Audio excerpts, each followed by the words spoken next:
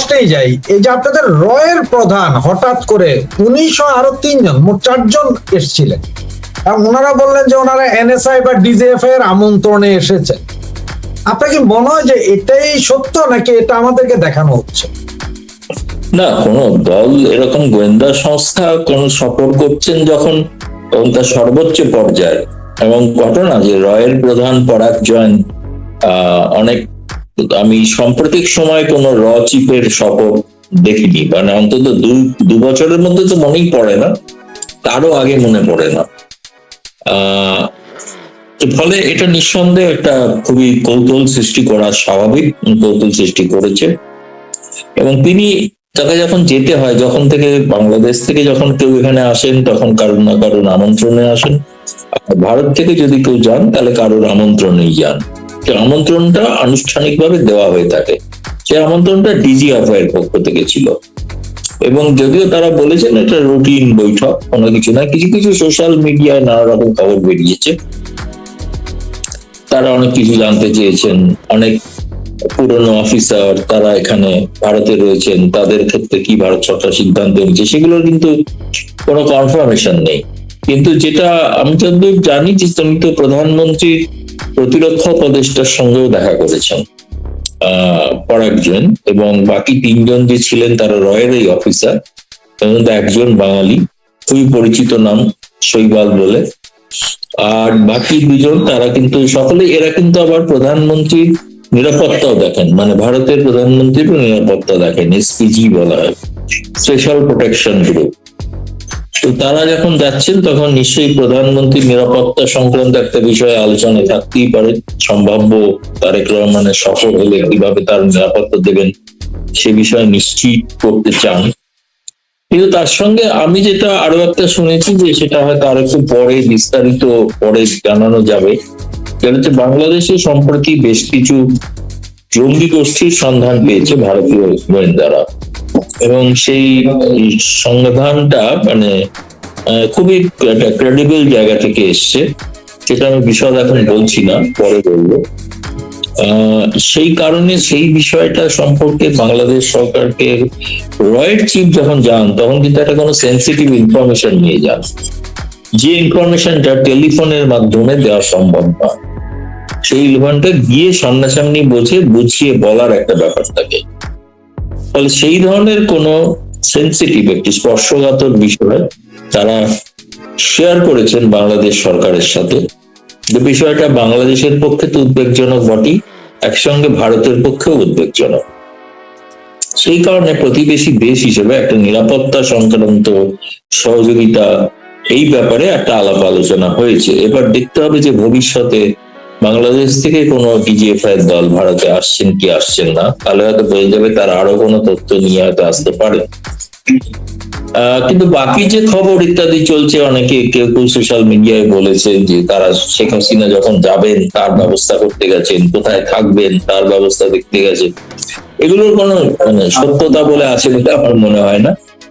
কিন্তু যেটা নিশ্চিত ভাবে কোনো তথ্য আদান প্রদানের জন্যই তারা গিয়েছেন, সেটা খুবই স্পর্শকাতর তথ্য। অশোক ভাই, দাদা আপনাকে একটা ছোট স্ক্রিনশট একটা ভিডিও দেখাই প্রথমে, তারপরে জিজ্ঞেস করছি আপনাকে কথাটা। এই যে দেখেন, এই জিনিসটা একটু যদি খেয়াল করেন আপনি, আমি আপনাকে পুরোপুরি দেখাচ্ছি।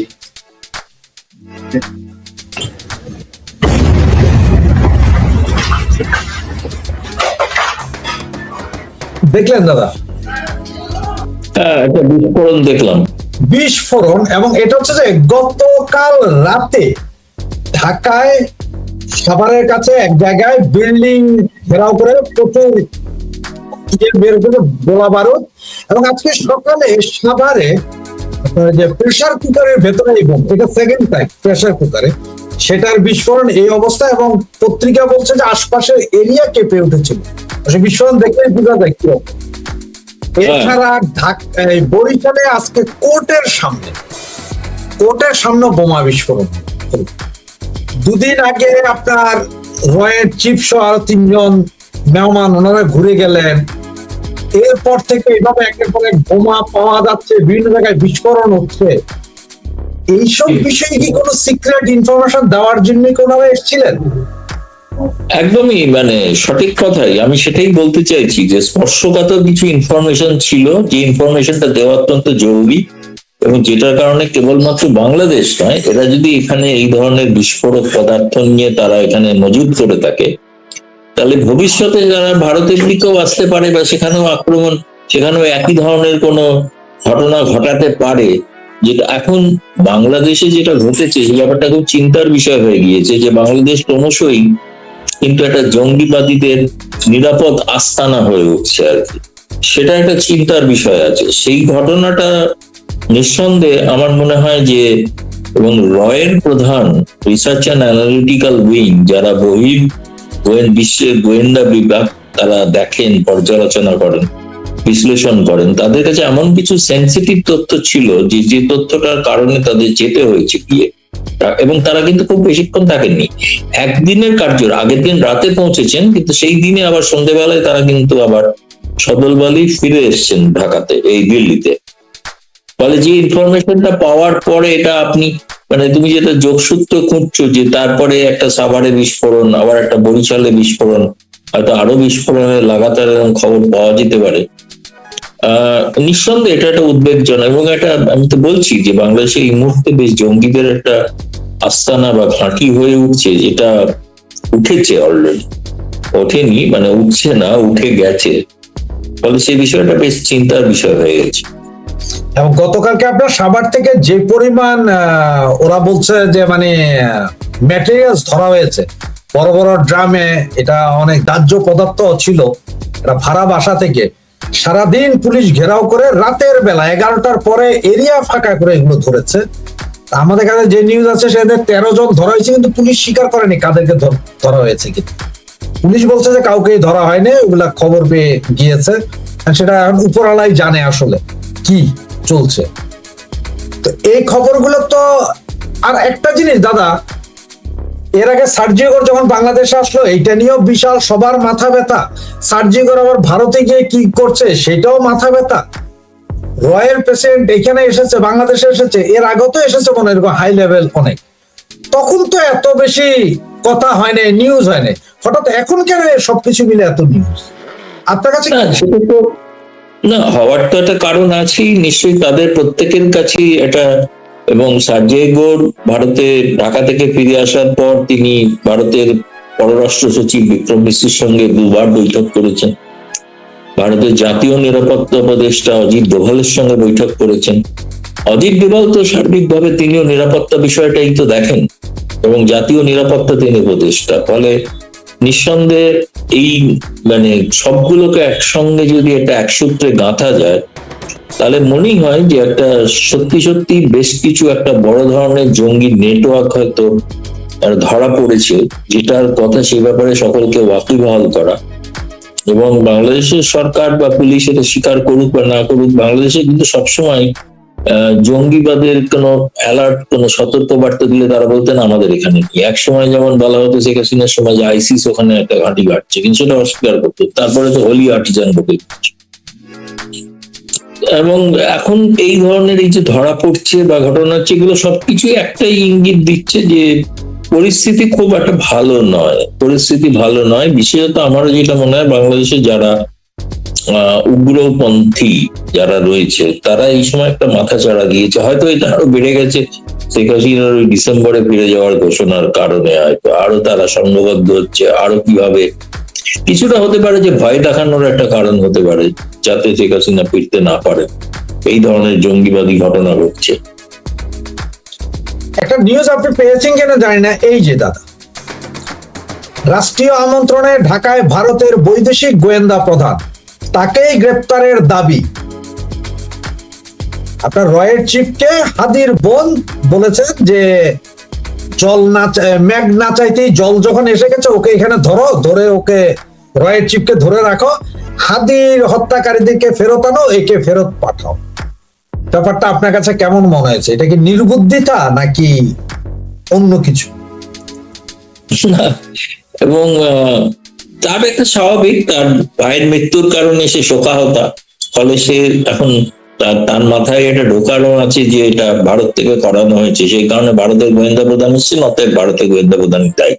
হাস্যকর যুক্তি। কিন্তু যদিও বাংলাদেশের তো স্বরাষ্ট্রমন্ত্রী তিনি তো হাই কমিশনার দীনেশ ত্রিবেদীকে তো বলেইছেন যে আমরা হাদির হত্যা সংক্রান্ত যাবতীয় কাগজপত্র ভারতের কাছে পাঠিয়ে দিয়েছি, সুতরাং আমরা চাইবো সেই ভারতের হাতে তুলে দেওয়া হোক। আর সেই ব্যাপারে তো গতকাল আমাদের পররাষ্ট্র মন্ত্রণালয়ের মুখপাত্র রণদীপ জয়সওয়াল তো জবাবও দিয়েছেন যে এটা একটা, এখানে তদন্ত চলছে, তদন্ত সম্পূর্ণ হওয়ার পর এই বিষয়ে যখন সিদ্ধান্ত হবে তখন জানিয়ে দেওয়া হবে। পরে উনি যেটা বলছেন, তিনি চাইছেন তার ভাইয়ের হত্যাকারী আবিষ্কৃত হোক বা তার হত্যাকারী কারা তাকে চিহ্নিত করে তার শাস্তি দেওয়া হোক। এটা আমার মনে হয় আবেগপূর্ণ কথা, আর কি সেটা কথাটার মধ্যে কোনো যৌক্তিকতা আছে বা কোনো যুক্তি আছে বলে মনে হয় না আমার। এটার পক্ষে তখন অনেকে সমর্থন দিচ্ছে যে হ্যাঁ এটা গ্রেপ্তার করে ফেলা উচিত ছিল বাংলাদেশ। না, সে তো সম্ভব না। তিনি গেছেন আপনাদেরই মানে বাংলাদেশেরই আমন্ত্রণে, যাওয়ার পর তাকে গ্রেপ্তার করা হবে একটু মানে সেটা চাইছি যারা, মানে এরকম হঠকারী সিদ্ধান্ত তো বাংলাদেশ সরকার নেবে না। এতো নিলে তো সরাসরি তো বাংলাদেশের সঙ্গে একটা সরাসরি যুদ্ধকালীন পরিস্থিতি তৈরি হয়ে যায়, সেটা তো বাঞ্ছনীয় না। সেটা বাংলাদেশ সরকারও চাইছে না, ভারত সরকারও চাইছে। এগুলো যারা এই সমস্ত চরমপন্থী লোক তারা এইসব করছেন আরো যাতে কখনো এই ঘটনাগুলো, যখন ভারত বাংলাদেশের সম্পর্ক একটা উন্নত হওয়ার সম্ভাবনা তৈরি হয়, এবং এটা বারে বারেই হয়, যে কোনো সময়ই হয়, কিন্তু যখনই এই যে ভারতে সফরের সম্ভাবনা একটা আসতে পারে বা হচ্ছে ইত্যাদি, এই যখন গুলো হয় তখন একটা উগ্র ভারত বিরোধিতাও বাড়তে থাকে, আর তার সঙ্গে সঙ্গে যাতে সেই সফরটাকে বানচাল করে দেওয়া যায়, তাহলে তার জন্য এই ধরনের কর্মকাণ্ড, এই ধরনের কথা বলা হয়ে থাকে। সেই জন্য আমি তো আগেও একটা অনুষ্ঠানে বলেছি, যদি ব্রিক্স এর সম্মেলনে, শিখর সম্মেলন তারেক রহমান যদি না আসে, তাহলে সেটা জামায়াত এবং উগ্রপন্থীদের জয় বলে পরিচিত হবে। তারা অন্তত বাধ্য করতে পারলেন তারেক রহমানকে যাতে তিনি না যান একটা আন্তর্জাতিক মঞ্চে, যেখানে কেবলমাত্র বিমস্টেক নয়, সেখানে জিসিসি, আসিয়ান থেকে শুরু করে ইউরোপিয়ান ইউনিয়ন সকল গোষ্ঠী আমন্ত্রিত, তাদের সভাপতিরাও আমন্ত্রিত। সেখানে একটা মানে দৃষ্টিকটু লাগবে না যে বিমস্টেক, যেটা আমাদের 7টা দেশের সমন্বয় যে গোষ্ঠী, রোটেশনাল চেয়ার, এবারে বাংলাদেশ তো পৌরোহিত্য করছেন, আগামী বছর তো করবেন না, অন্য কাউকে করবে, অন্য কোনো দেশ করবে। ফলে সেই কারণে আমার মনে হয় যে এটা তারা চান যে কোনোভাবেই যেন তারেক রহমানের উপর এটা চাপ, এটা একটা চাপ, যদি কোনোভাবেই ভারতের সঙ্গে সুসম্পর্ক তৈরি না। দাদা, আপনাকে মনে হয় যে যারা এসেছিলেন তাদের সাথে আসলে শেখ হাসিনা বিষয়ক কথা হয়েছে বা উনি ফিরে আসার ব্যাপারে কোনো কথা হয়েছিল? আপনার কি মনে হয় যে কথা হয়েছে বলে মনে হয়? সেটা আপাতত আমি কোনো মানে ভিত্তি কিছু নেই, আমি এভাবে কেউ তো এগুলো এত উচ্চ পর্যায়ের গোয়েন্দা দল, তারা তো এরকম প্রেসের সঙ্গে, সাংবাদিকদের সঙ্গে কথা বলেন না, তাই না? বা যাদের সঙ্গে ওখানে কথা বলেছেন তারাও কেউ সাংবাদিকদের সঙ্গে কথা বলছেন না। সেখানে প্রতিরক্ষা উপদেষ্টা কিংবা ডিজিএফআই তারাও তো কিছু বলছেন না, তাই না? এই খবরগুলো খুবই, এই বিষয়গুলো খুবই সেন্সিটিভ। এখন সবটাই বাকিরা যেটা বলছেন যে এরকম সম্ভাবনা শেখ হাসিনা যেহেতু ঘোষণার সঙ্গে সবটা সম্পৃক্ত, একটা অনুমান করছেন, জল্পনা করছেন। জল্পনা থাকতে হয়, আমি বলছি না যে অস্বীকার করছি যে আদৌ হয়, এরকম কোনো কথা আমি বলতে চাই না। হতেই পারে, হওয়াটা অস্বাভাবিক কিছু না, স্বাভাবিক। যখন শেখ হাসিনা ফিরবেন বলে বলেছেন, সেই বিষয়টা ভারতের গোয়েন্দা, তাদের একটা দায়িত্ব আছে, তারা যেখানে তাকে নিরাপত্তা দেন, ফলে তাদেরও তো নিশ্চয়ই একটা দায়িত্ব আছে, স্বাভাবিক সেটা হতেই পারে, সেটা কিন্তু নির্দিষ্ট কোনো তথ্য আমার কাছে নেই। দাদা, এদিকে আমরা সকলে আলোচনা করি, যেমন আমাদের প্রধানমন্ত্রীর যে উপদেষ্টা আছেন আপনার জাহিদ সাহেব, তিনি তো যেদিন শেখ হাসিনার সংবাদ প্রচার করা যাবে না, কোর্টের নির্দেশ, অনেক কিছু বললেন। গতকাল হঠাৎ করে উনি বললেন শেখ হাসিনা যদি ডিসেম্বরে আসেন পূর্ণাঙ্গ নিরাপত্তা পাবেন। হঠাৎ ওনার 360 ডিগ্রি অ্যাঙ্গেলে ঘুরে যাওয়া বিষয়টা কেমন মনে হচ্ছে? না, এটা খুবই মানে এটা সত্যিই চমকপ্রদ। আমি শুনেছি ওনার লাইভ প্রেস কনফারেন্সটা আমি শুনেছি, এবং তিনি প্রশ্নটা প্রথমে হয়েছিল সাকিবকে নিয়ে, যে সাকিব বলছে তিনি নিরাপত্তা পেলে তিনি ফিরবেন, সেখানে বিচারের সম্মুখীন হবেন। তখন তিনি প্রথমে তো সাকিবের অনেক সমালোচনা করেছেন, তিনি ফ্যাসিস্টের সঙ্গে গেছেন, ফলে তার কথা গুরুত্ব দেওয়া উচিত না ইত্যাদি।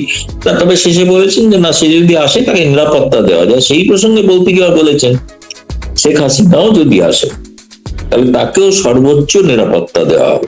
এটা নিশ্চয়ই যে বাংলাদেশের এই ধরনের ঘোষণা, এটা একজন প্রধানমন্ত্রীর উপদেষ্টা, তথ্য উপদেষ্টা বলছেন, এবং জানি ভারতে শেষ পর্যন্ত আসেননি, কারণ তার ভিসা সংক্রান্ত জটিলতার কারণে তিনি ফিরে গিয়েছিলেন। তার মুখ থেকে এই কথাটা বেরোনো নিঃসন্দেহে।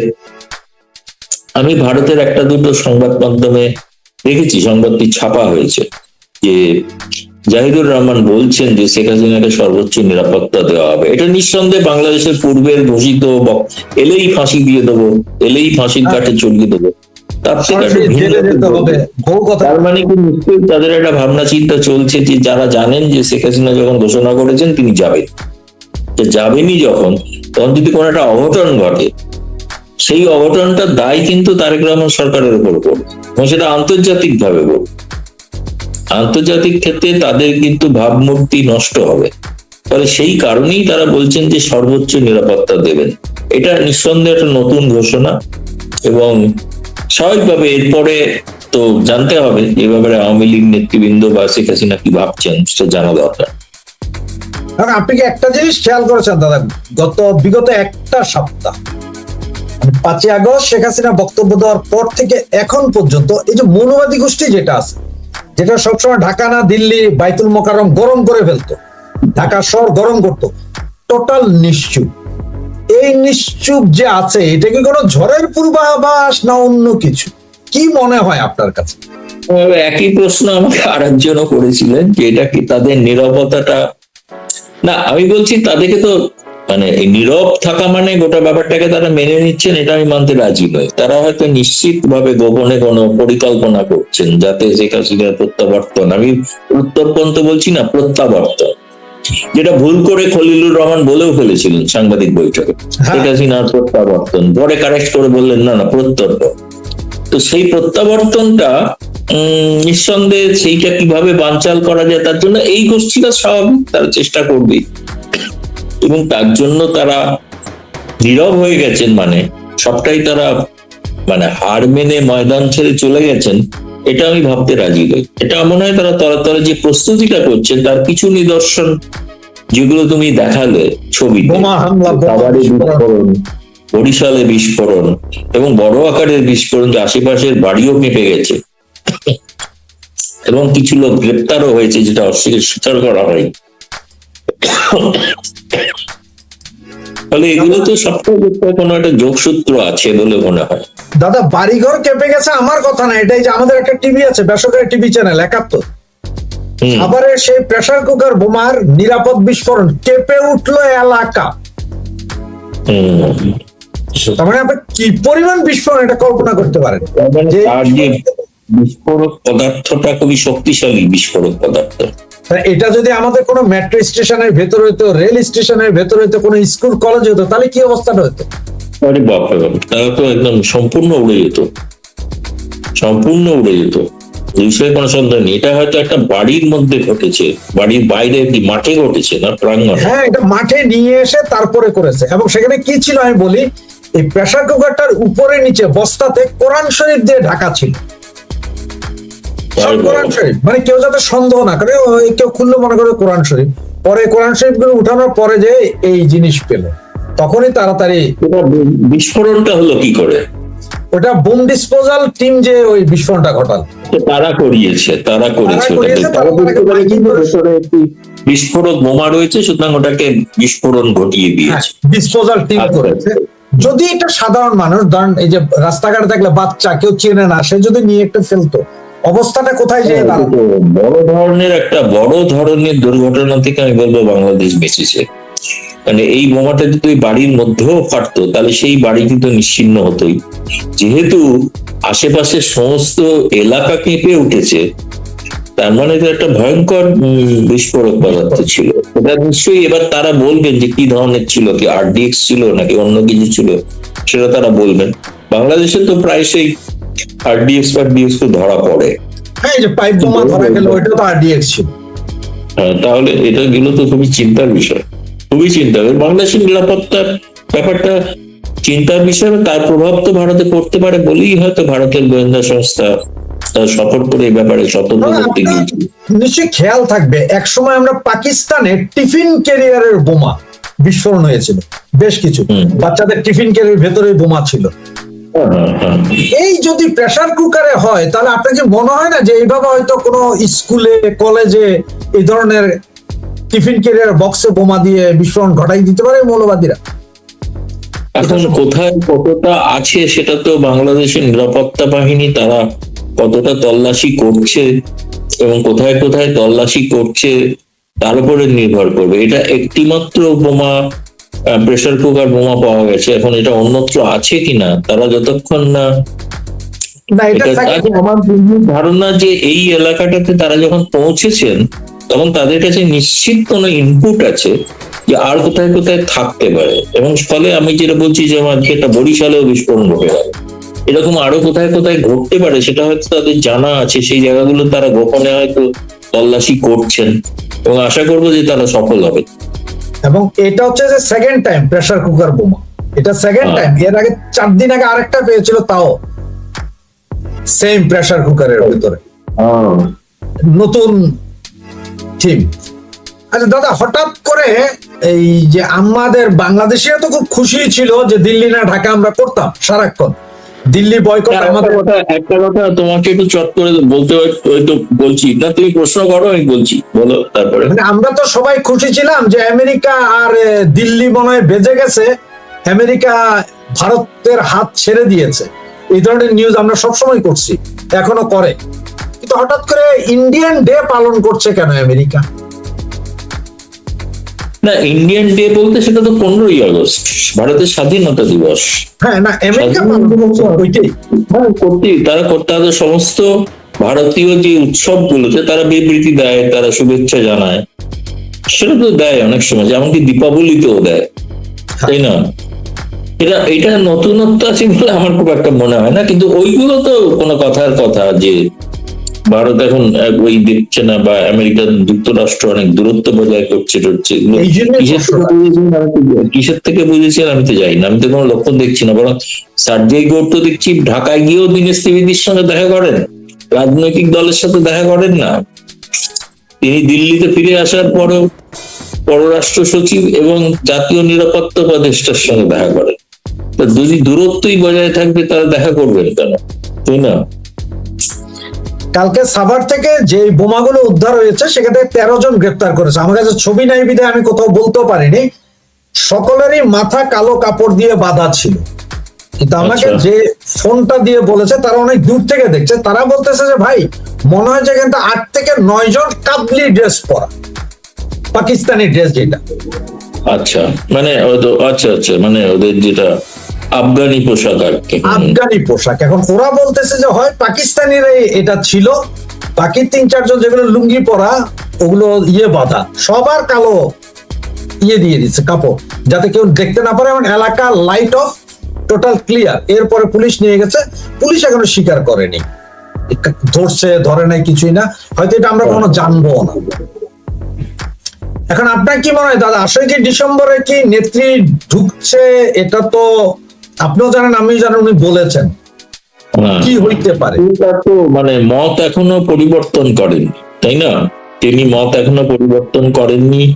তিনি সম্প্রতি হয়তো আরো কিছু তার সাক্ষাৎকার প্রকাশিত হতে পারে, তখন দেখা যাবে তাতে তিনি কোনো মত পরিবর্তন করলেন কিনা, নতুন কোনো ঘোষণা করছেন কিনা।